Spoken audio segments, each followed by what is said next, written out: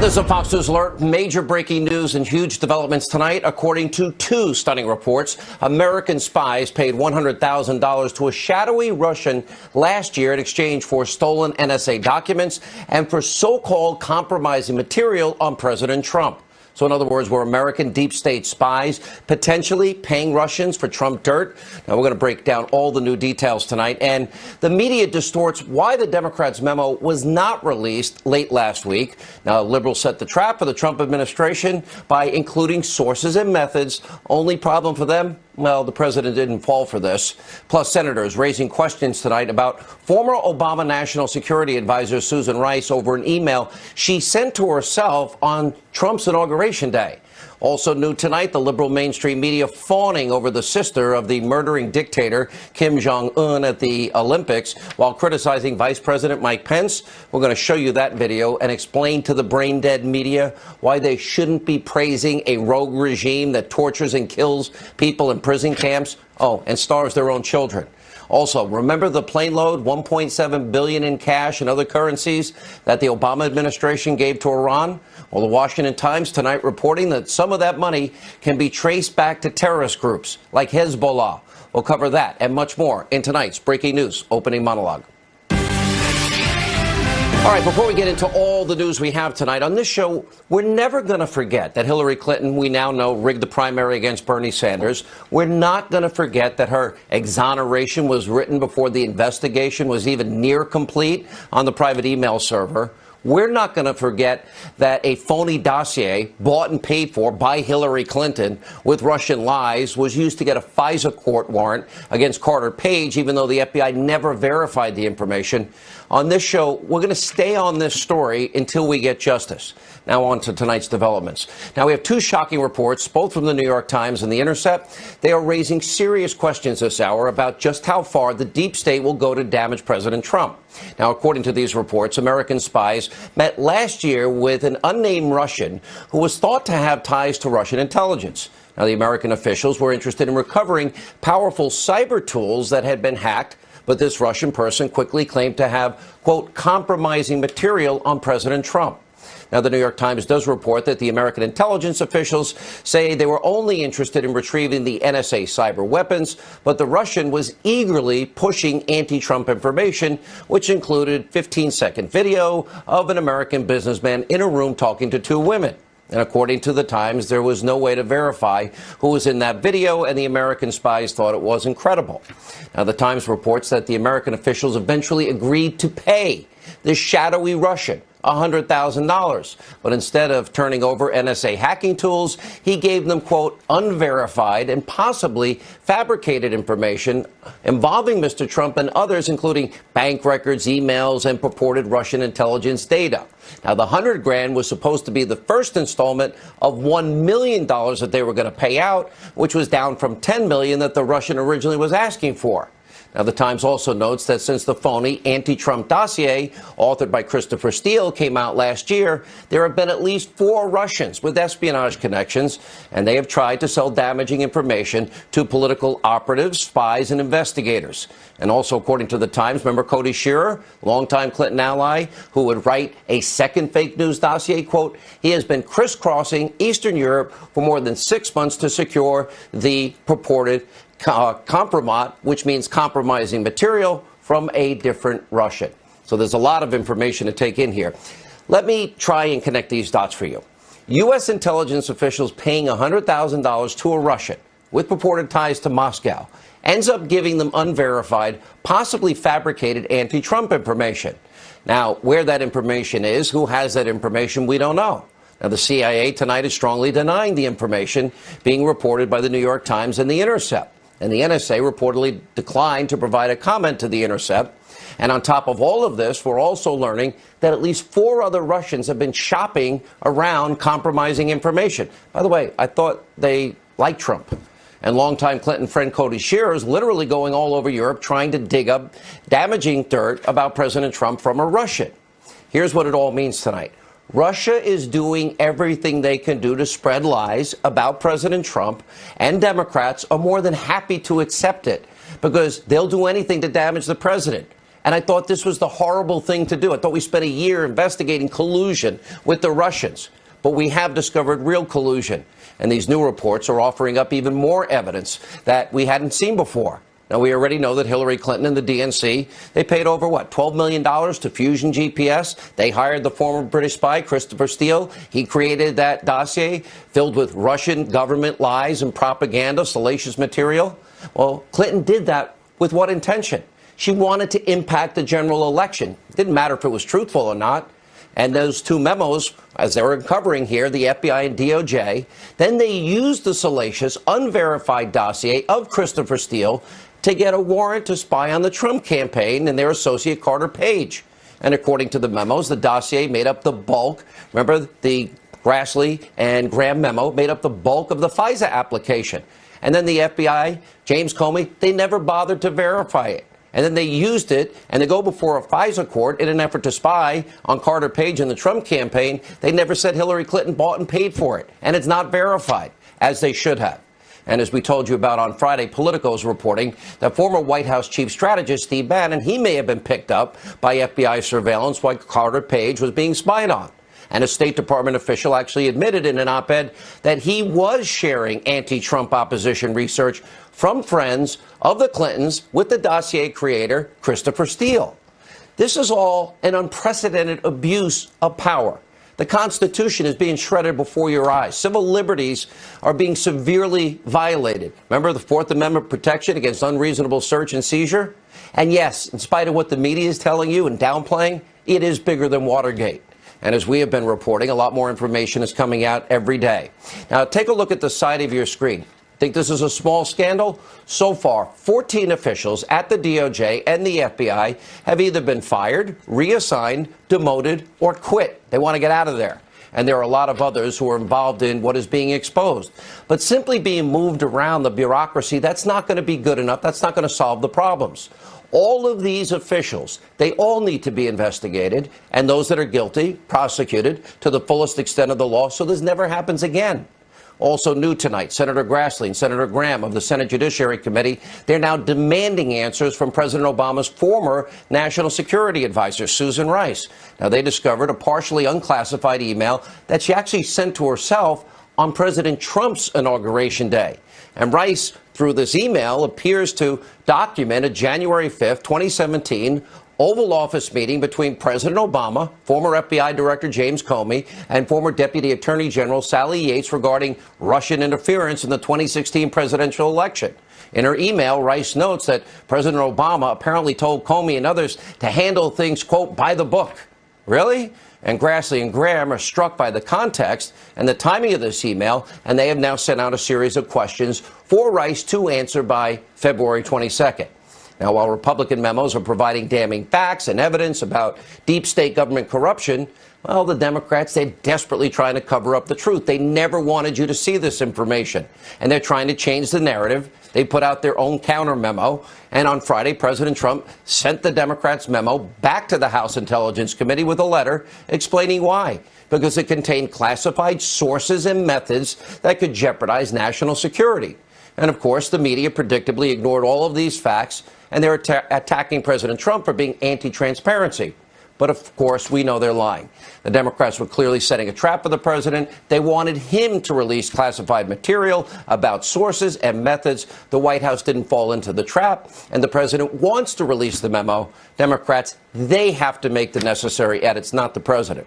Now, remember, the Republican memo did not contain classified information. It did not reveal sources and methods. So why can't the Democrats play by the same rules? Because the facts aren't on their side. And for rigid left-wingers in this country and members of the media that are complicit, that are claiming this is, all a plan to block the Democratic memo, not at all. I say release that memo. They clearly didn't read the White House letter or listen to the House Intelligence Committee chair, Devin Nunes. And Nunes is saying, like we're saying, that he wants the memo released. I want it released. Take a look. We actually want the Democratic memo out. We think it's ridiculous on the face of it. We think it's very political about how they attack myself. They attack Chairman Gowdy.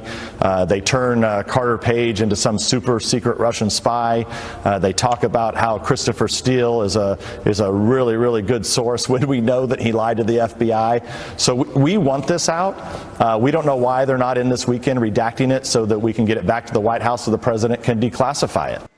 Right, there you have it. For Republicans, this whole issue has been about truth and transparency. And for Democrats, the left-wing media, it's all about playing politics. We're going to have more on that in a moment. But first, the Winter Olympics in South Korea began late last week, but not without some controversy. Now, after Friday's opening ceremony, well, members of the echo chamber swung into full gear to heap praise on a woman named Kim Yo-jong, who just happens to be the director of propaganda for the rogue dictatorship in North Korea, and the sister of one of the most brutal, oppressive dictators in modern history, Kim Jong-un. That didn't stop the mainstream media from fawning all over Kim Yo-jong for showing up at the opening ceremony, shaking hands with the South Korean president, and calmly watching the opening procession. CNN, fake news, the whole network, they ran this headline, quote, Kim Jong-un's sister is stealing the show at the Winter Olympics.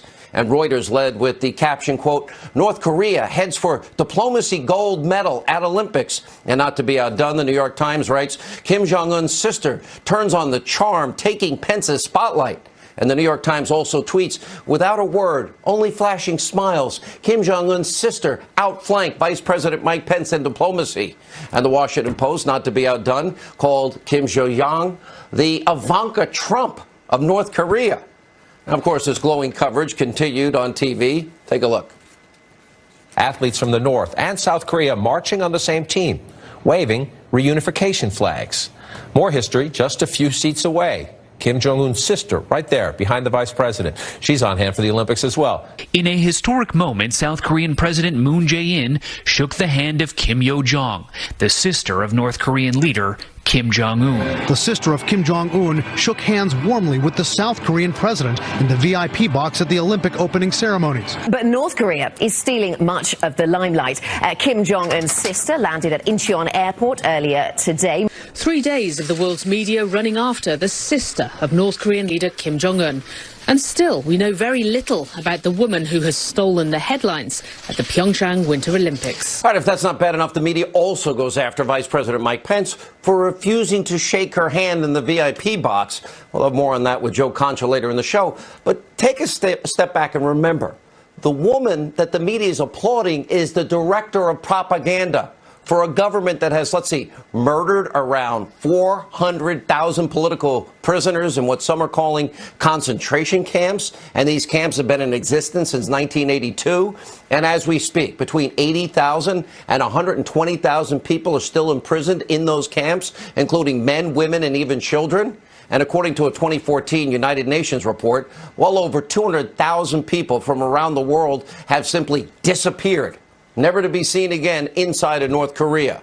And don't forget, there are 3 Americans currently being held hostage in that rogue state. Now, the Kim Jong-un regime has also been responsible for the recent death of the American Otto Warmbier, who was imprisoned and sentenced to hard labor for allegedly stealing a poster. But last but not least, millions of people are currently starving inside of North Korea.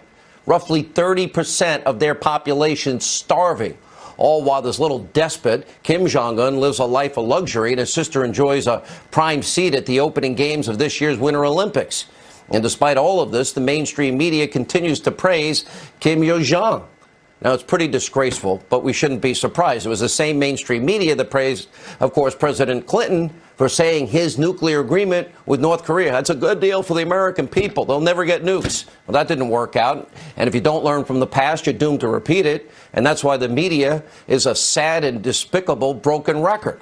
And finally tonight, speaking of bad plans, remember the plane loads of $1.7 billion in cash and other currencies the Obama administration stupidly gave the Iranian mullahs chanting death to America in Tehran? Well, now we're finding out that the rogue regime is using a lot of that money. Washington Times reporting that the U.S. government has now been able to trace some of the money given to Iran and determine that Tehran is using it to fund the terrorist group Hezbollah. Big shocker. Here with reaction, former deputy assistant to the president, Fox News national security strategist Sebastian Gorka, and former U.S. ambassador to the UN, Fox News contributor John Bolton. Dr. Gorka, I look at this and I say, okay, it's the same theme. So there's a compulsion on the left to want to suck up to the world's worst dictators. Why? Why do they think that works? Look, it's nothing new.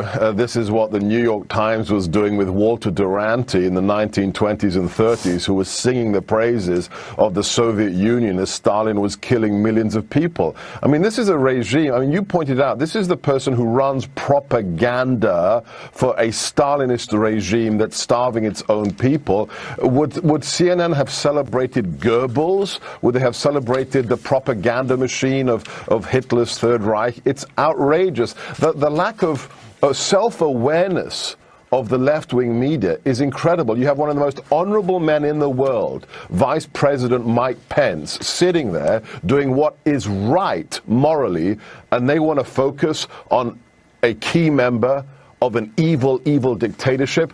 It's beyond the pale, Sean. You know, you look at these quotes. I mean, CNN ambassador, going out there, Kim Jong-un's sisters stealing the show at the Winter Olympics. And the New York Times, without a word and only flashing smiles, Kim Jong-un's sister outflanks Vice President Pence in diplomacy. Where's this desire to just worship the propaganda minister of North Korea with their horrific human rights record? Well, I thought the left cared about human rights. Only when it suits them. And it's more than the bias. It's their incompetence.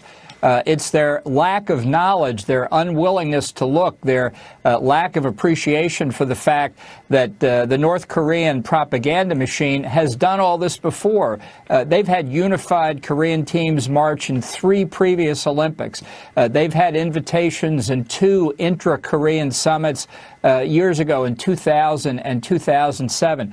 All of this propaganda, of which the current Olympic charade is part, did absolutely nothing to slow down the North Korean nuclear weapons and ballistic missile programs. And that's what the current charade is doing. The media are stenographers for the North Koreans, and their lack of historical knowledge or appreciation shows they've got the attention span of fruit flies. I still, for the life of me, have a hard time understanding why people think bribing people that threaten to destroy you, death to America, death to Israel, burn the Israeli flag, burn the American flag. Oh, who thinks it's a good idea to send in cargo planes full of cash and currency, and that somehow the mullahs will like us in Iran, or the dictators in North Korea will somehow change their ways, Dr. Gorka? Sean, there's a very simple answer to all of this. Why do they do this? Because these people don't love America. Why did these people excuse everything Obama did for 8 years as he went on an apology tour? I don't think that's it. I think they actually think that if you kiss their ring and bow before them, that they will like you. And as history has proven, that doesn't work. But why would you do that with a regime that is evil? There's a very important point here that we need to appreciate, that the left-wing media always helps our enemies. They don't support Israel, our best friend in the Middle East. They support Iran. Think about that. They don't support our great longtime allies. They support those who are anti-American, whether it's North Korea, whether it's Iran, or whether it's China. This is, if you don't like America, then the media will love you. It's that simple. Ambassador Bolton, because Donald Trump has taken a hard line. Little rocket man, I have a bigger button on my desk, and ours actually works, which I think is hilarious, but it also sends a strong message. Do you think it had any impact on Kim Jong-un and his desire to be in these Olympics, potential talks with South Korea? Does peace through strength, did it have any impact here? I think it's had an enormous impact, because I think for the first time, certainly in 8 years, but really for the first time significantly in 25 years of our efforts to stop North Korea from getting deliverable nuclear weapons, I think they believe that when Donald Trump says all options are on the table, he really means it. And for North Korea, this is a very critical period. It is for us, too, because the North is, as CIA Director Mike Pompeo said, within a handful of months of having this deliverable nuclear weapons capability. So I think what the North was trying to do was throw up a propaganda screen, have people ooh and ah over the sister, look at the joint women's hockey team for the Koreans, and forget the uranium centrifuge is still spinning and the rocket scientists still working, in hopes they can get across that finish line before we can do anything about it. Dr. Gorka, I think the Washington Post had one of my favorites, the Ivanka Trump of North Korea. Did they inadvertently suggest that that Ivanka Trump is good for the country and a bit of a star? It wasn't on purpose, I'm sure. No, I mean, the great irony is that if this were really an analogy with Ivanka Trump, they would have attacked this woman, just as they've attacked everybody in the president's family since he became the president. So, no, they're nicer to the propaganda minister than the president's daughter. That's probably a good point. Yeah, think about it. Right. Nice. The left-wing media in the last week has supported the dictatorship in North Korea, given them free propaganda. This is a regime that has labor camps, Sean. All right, well said. Thank you both. Sad but true. News gets harder every day. When we come back, Ed Henry has a live report on the scary situation involving President Trump's daughter-in-law. White powder was sent to her home earlier today, and much more as we continue straight ahead.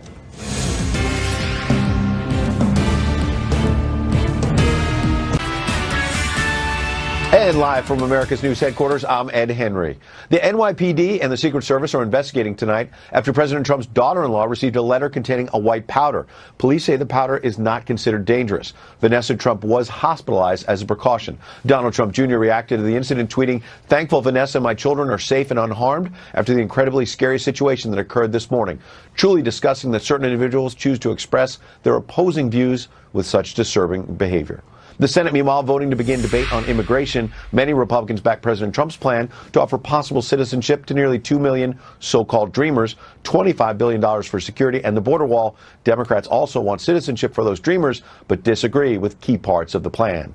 I'm Ed Henry in Washington. Now back to Hannity. For all your headlines, log on to FOXNews.com.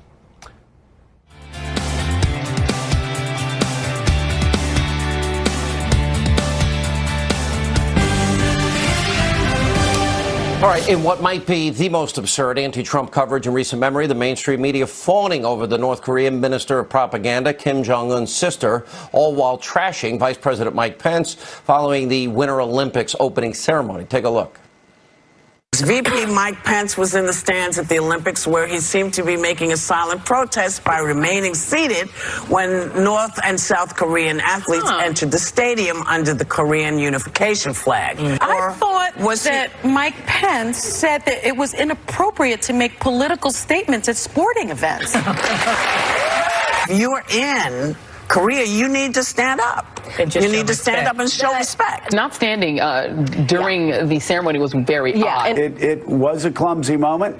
If we had actually people working in the State Department, I'm sure they could have given Mike Pence more effective instructions. Again, this is certainly a propaganda win, nonetheless, for North Korea to have these images showing two top-level officials sitting with South Korea's President Moon Jae-in and the Vice President just a short distance away.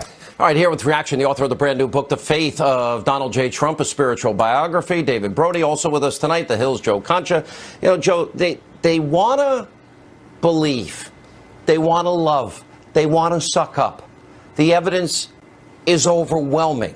This is a brutal, murdering dictatorship that was recently threatening the United States, the continental United States, with nukes, threatening and firing missiles over Japan, threatening Guam, and instability everywhere. Why this desire to suck up and kiss the ring of these dictators?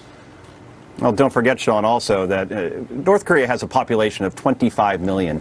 UN report last year shows that 18 million people there don't have enough food. And remember Otto Warmbier, a U.S. citizen who was tortured within an inch of his life and died last June. You remember how they used to torture him? And this is according to Fred Warmbier. They actually removed his teeth, and I doubt that a local was administered, and then placed them back in his mouth in different parts where they shouldn't be.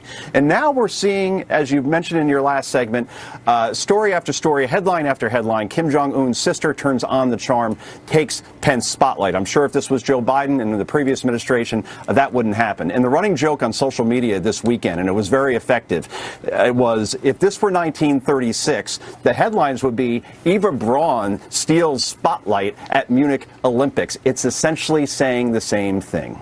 You know, this is interesting, David, because you wrote a spiritual biography of Donald Trump, and I'm sure those that maybe don't like Donald Trump's tweets or he's had a controversial life, they may not understand it. But one thing's certain, he's not going to make a deal with two-bit dictators that are threatening to destroy America, be it the mullahs in Iran, or try and bribe them, or bribe the North Korean dictators.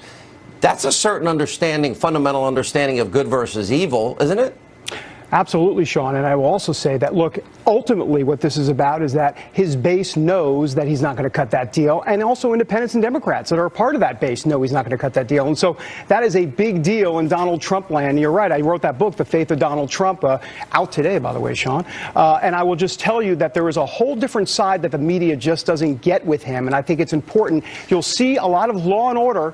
North Korea is a good example of that, but there's a compassionate side to him as well, and we've got stories in the book to tell about it. But the left, they like to say that they have this, a more spiritual sort of superiority and a monopoly on compassion for the poor, the disadvantaged, et cetera, et cetera. We have, as Joe pointed out, how many millions of North Koreans are starving as he throws all this money into a nuclear program so he can destroy the rest of the world, or at least threaten to destroy? Well, and I also think what's interesting here, Sean, is that when they're talking about Ivanka, right, they're the Ivanka of North Korea and the Ivanka of America. I mean, the idea that they would put elegance in all of this, in other words, this idea that there's an elegant sister in North Korea, I mean, really is just a slap in the face. But beyond that, CNN has really gone off the rails here. I mean, they've had a problem since day one. You just figuring that out, David? Yeah, well, this just in. Do we have a, can we put a chyron at the bottom of the screen? Fox News alert. Yeah, Fox News alert, CNN off the rails, catch it here. But look, I mean, even at the National Prayer Breakfast the other day, they were talking about Russians, triple the amount at the National Prayer Breakfast, like they were going to take over and infiltrate the National Prayer Breakfast. It was shameful. Yeah, and that's the thing. And Joe, I guess this makes you a lot different than some of your media critic colleagues out there. They claim to have a monopoly of compassion, but it looks like conservatives seem to understand that you can't bribe dictators, and sucking up to those that are abusing human rights on a daily basis are not worth being friends with, and that the only answer or antidote is strength. No, the old proverb here in terms of media, Sean, is the enemy of my enemy is my friend. And in this case this weekend, you know, it wasn't only Trump supporters that weren't just rolling their eyes at this, but actually angry. But I saw plenty of pushback from independents, Democrats, because they saw an American press that was glamorizing a woman who is the director of propaganda and agitation. The Soviets called it agitprop, and it's the most oppressive regime on earth. We've talked about this, but the New York Times CEO, Mark Thompson, he was on CNBC today defending the coverage. He said, quote, "No reader could think for a second that the Times doesn't understand about human rights and abuses." Okay, then you have to start working on your headlines, because 2/3 of Americans now, and I don't know if your viewers know this, Sean, 2/3 of Americans get their news from social media, Twitter and Facebook. And they probably do what you and I do probably sometimes. You scroll through, you stop at a headline, you see and you say, wow, I can't believe it. Kim Jong-un's sister outflanked Pence on the diplomacy front. You read a little blurb and you move on. You don't actually read the story that may talk about those oppressive regimes and the horrors and the murders. But you know what? You better work on your headlines and make it more accurate, because people aren't reading the stories. They're just looking at headlines, and it's very dangerous. Context is not added in those situations. All right. Thank you both. Good luck with your book, David. We appreciate you being with us, and I know you had a lot of interviews with the president to get that book together. When we come back, the latest on Deep State Gate, the media giving President Obama a free pass on all this government surveillance abuse. We won't do that on this show. Monica Crowley, Tom Fitton, and Pam Bondi, all coming up straight ahead with the latest developments.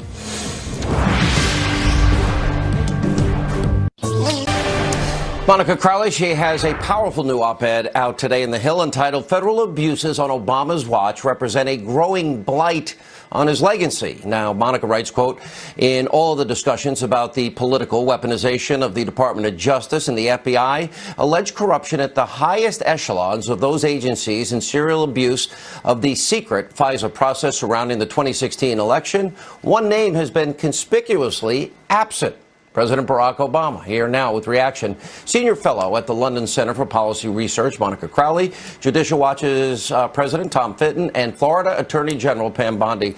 Monica, let's start with this because, yeah, it's all true, isn't it, that she rigged the primary.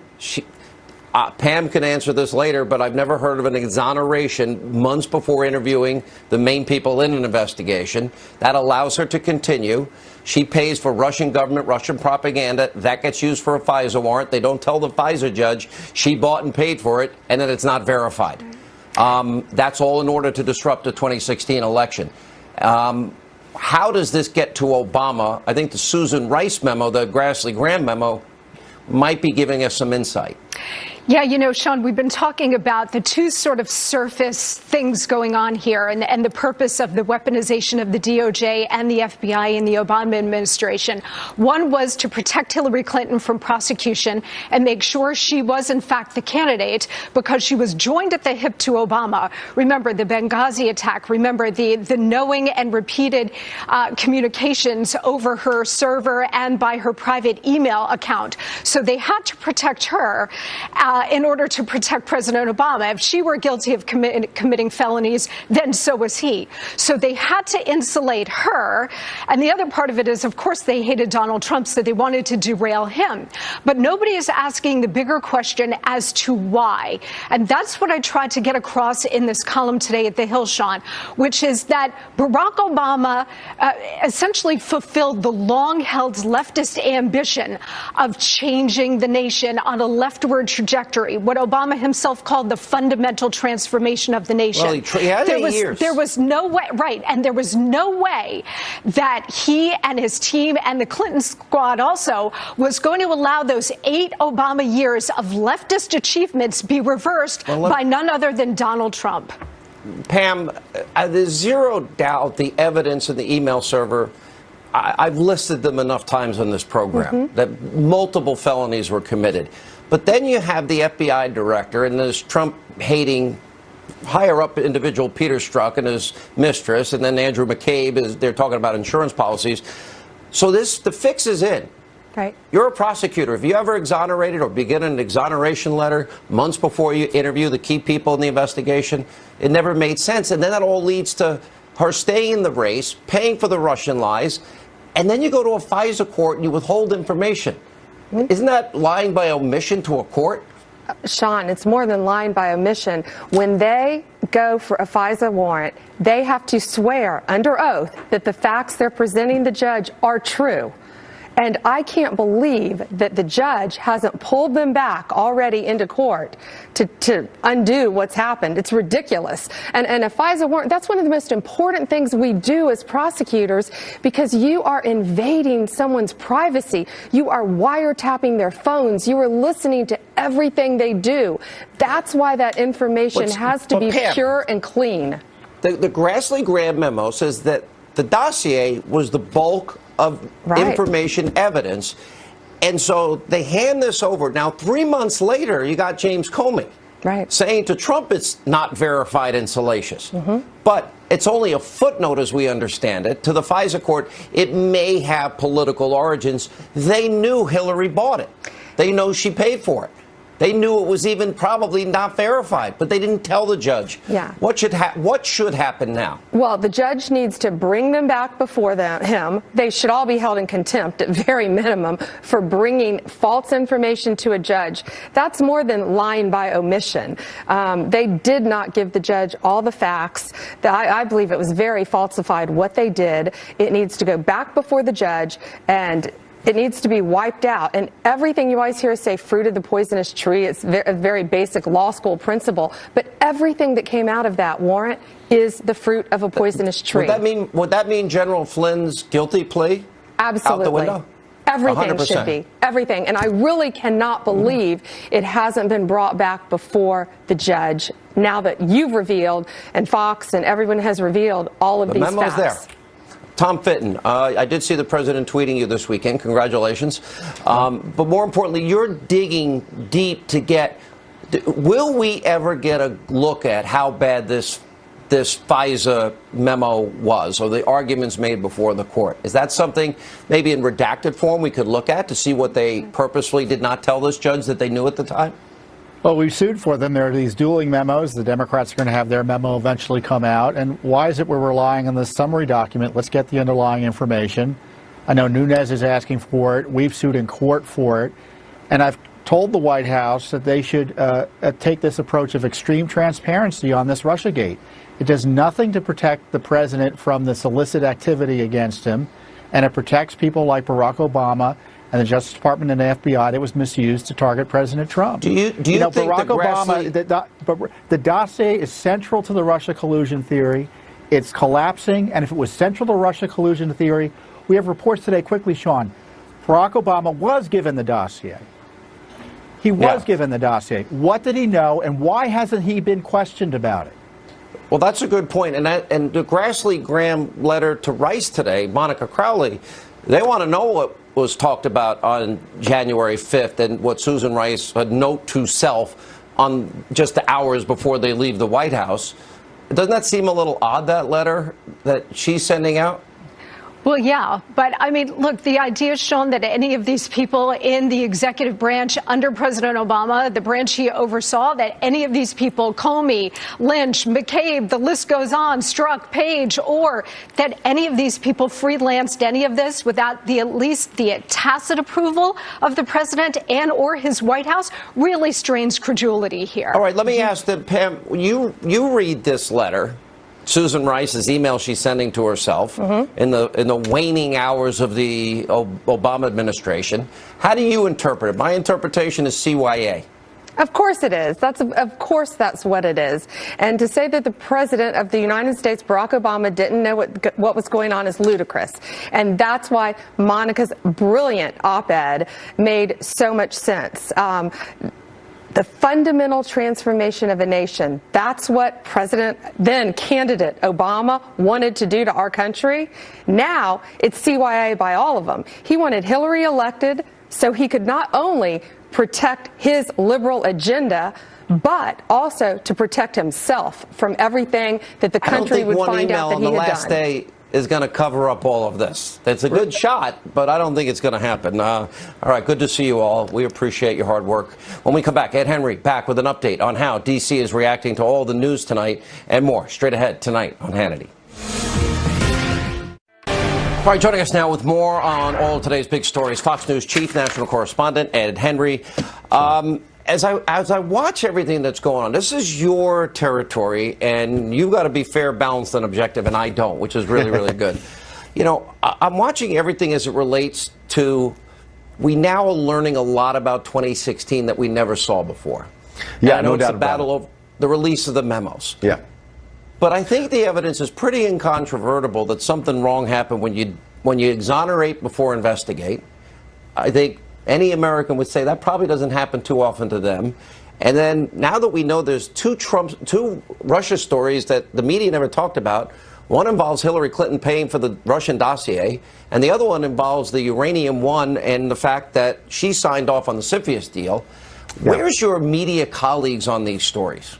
People are AWOL right now, Sean, and I think what's remarkable is that Devin Nunes got so beaten up by the mainstream media for putting out a memo that in the end did not compromise sources and methods, as many people in the media predicted, because they were listening to John Brennan and all of these national security experts, mostly from the Obama administration, tied to the old Clinton administration or the Clinton campaign, saying that this was going to reveal sources and methods. It did nothing like that. What it did was name names, yes, but made a fundamental point that, in fact, the FISA court judge and judges, since there were multiple FISA applications, it was not disclosed to them that, in fact, the Clinton campaign and the DNC had paid for that dossier, which was a key part of getting the surveillance and spying of Trump advisor Carter Page. So the very bottom line is, yes, Democrats are entitled to get their memo out as well. And the president says the only reason he's blocking it right now is that there is classified information that he wants pulled back. So if the Democrats go back to the drawing board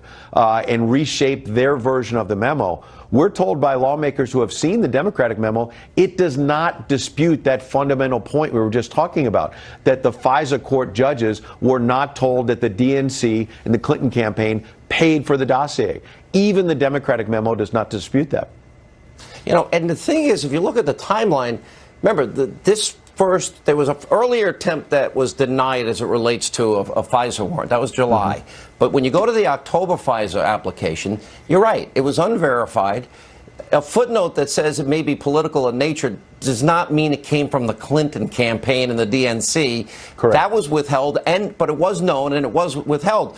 But here's the irony to me is that James Comey, this is in October. He's arguing that this should go before the FISA. He knows it's going before the FISA court. It's the bulk of information, according to the Grassley-Graham memo. Yeah. But then in January, when he goes to see Trump at Trump Tower, he's still the president-elect before the swearing in. He's telling Trump it's unverified and salacious. Right. 3 months earlier, he's saying something different. Two important points there, Sean, from a reporting aspect, which is you're right. Number one, James Comey is telling the president-elect at Trump Tower, January 2017, this dossier is unverified, even though if you rewind the tape, as you say, back in October 2016, the FISA court judge, it's not made clear that it's unverified. Instead, they suggested that the FBI had verified at least parts of this. And the other important point about the dossier is that it's not clear that President-elect Trump was told, in fact, we believe he was not told, that the dossier was paid for by the DNC and the Clinton camp, even though James Comey clearly knew that. I'm trying to wrap my arms around this. If it's not verified and it's used as the bulk of information, I would think that if Donald Trump, if he had paid for this dossier and it was full of Russian propaganda, and it was used on a FISA court to get a warrant on anybody in the Clinton campaign, that the same media that's silent here or missing in action, as you say, they would be apoplectic about this. They would be if the shoe was going to be on the other foot. I think here's the real test. When and if we finally see this Democratic memo, if some more redactions are made, maybe there's more points that the Democrats can make in there. Maybe they will be able to challenge some of the facts you just laid out. We simply do not know because we have not seen the Democratic memo. But again, to this point, they have not challenged that fundamental point that the FISA court seems to have been misled. Again, as a reporter, if the Democratic memo has something we don't know today, we have to be fair and balanced and say, okay, here's another piece of information. Maybe the FISA court judges were told something beyond the dossier to give them the confidence that it was verified. At this moment, we don't have that.